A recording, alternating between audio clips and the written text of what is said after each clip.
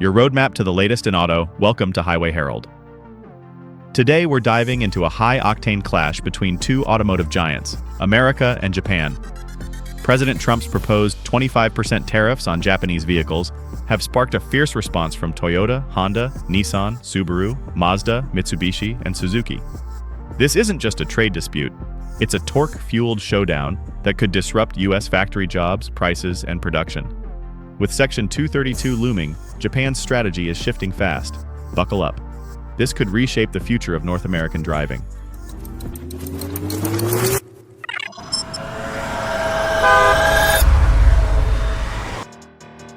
Roots of the storm, where the tariff showdown began.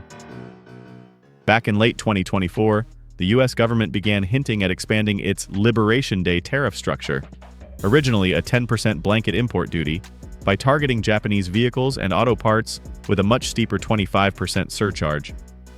That proposal has since evolved into a ticking time bomb, racing toward a July 9th deadline. In response, Japan's top negotiators, including envoy Ryosei Akazawa, rushed to Washington in hopes of easing tensions. However, progress has stalled. Contentious issues like U.S. access to Japan's rice markets and strict bilateral trade quotas have bogged the talks down. President Trump, meanwhile, has only hardened his stance.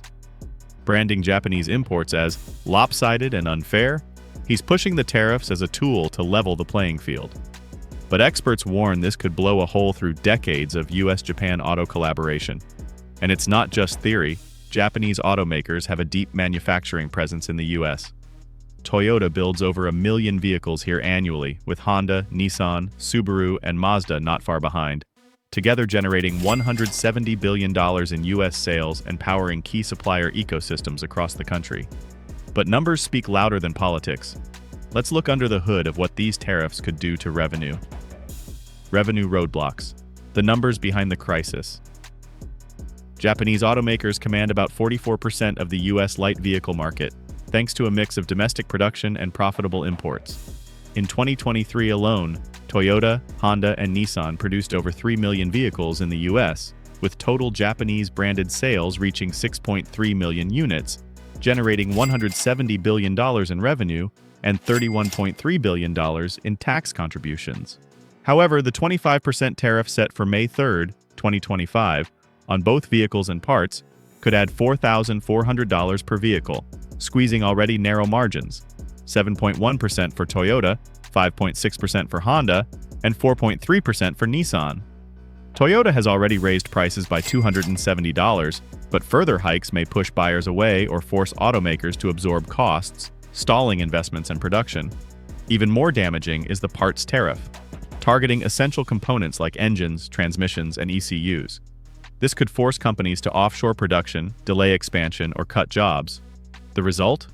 A supply chain crunch that threatens the very infrastructure supporting North America's automotive future. And when the infrastructure buckles, it's the American worker who feels the shock next. Before we continue, make sure to hit that subscribe button and ring the bell. We appreciate your support. It helps us bring you stories that keep the auto world in motion. Torque meets turmoil, jobs, wages, and local fallout. Over 500,000 American jobs are connected to Japanese automakers. 96,000 direct, 227,000 indirect, 113,000 induced, and 17,000 in executive or financial roles, with a combined annual payroll of $93 billion. In states like Kentucky, Alabama, and Mississippi, Japanese firms account for up to 22% of manufacturing jobs, making them critical to local economies. If production slows or plants shut down due to tariffs, unemployment in these areas could jump by up to 2.6%.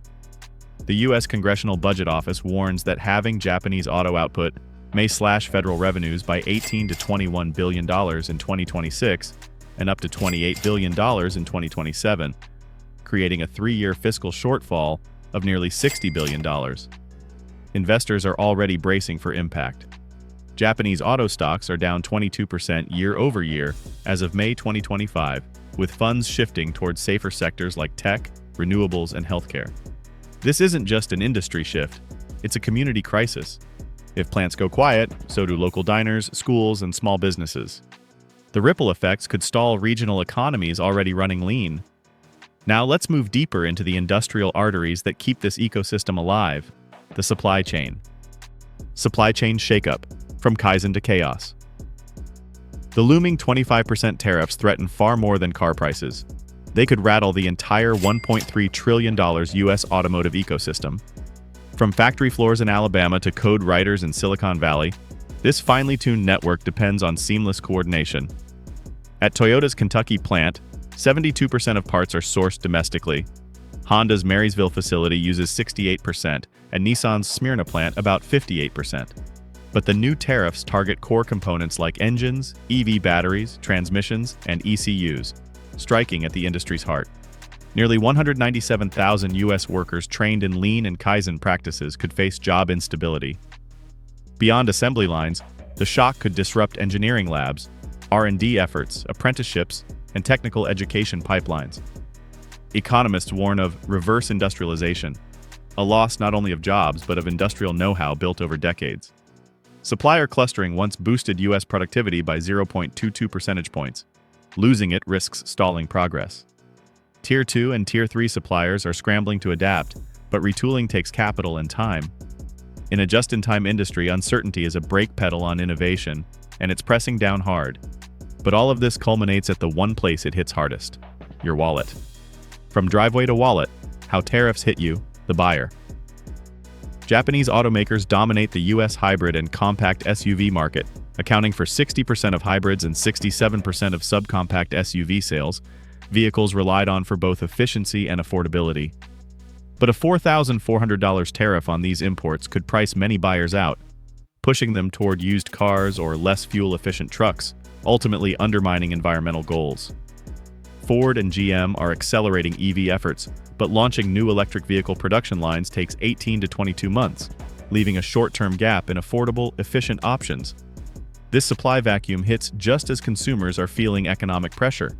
Broader inflationary effects could follow.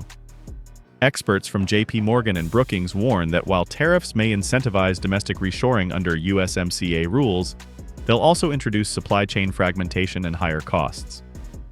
Consumer confidence could fall by 6 to 8 index points, dampening auto sales and complicating the Fed's efforts to stabilize the economy. If EV production slows due to disrupted parts supplies, the shift towards sustainable mobility risks stalling. The end result? Higher prices, longer waits, and frustrated buyers. So, what's the final verdict on this road trip of trade tensions? Final lap: trade, torque, and a tense deadline. As the July 9th deadline approaches, the proposed 25% tariff on Japanese vehicles marks more than a trade policy. It could be a turning point in automotive history. While it may reduce the trade deficit, it risks costing over 500,000 U.S. jobs, slashing tens of billions in tax revenue, and destabilizing a $1 trillion auto ecosystem. This isn't just about economics. It's about the future of hybrid innovation, EV adoption, and global industry leadership. Without smart fallback strategies, the U.S.-Japan Auto Alliance could fracture, stalling recovery efforts in Detroit and triggering ripple effects across inflation metrics and consumer behavior. Will this shift push you toward used vehicles or domestic EVs? Would you miss Toyota, Honda, or Subaru if they pull back in the U.S.?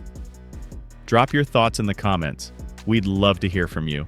And don't forget to subscribe to Highway Herald for more deep dives into the automotive stories that move the world. Thanks for watching, and see you next time. You can now check out any of the videos on the screen. There's more exciting and informative content waiting for you.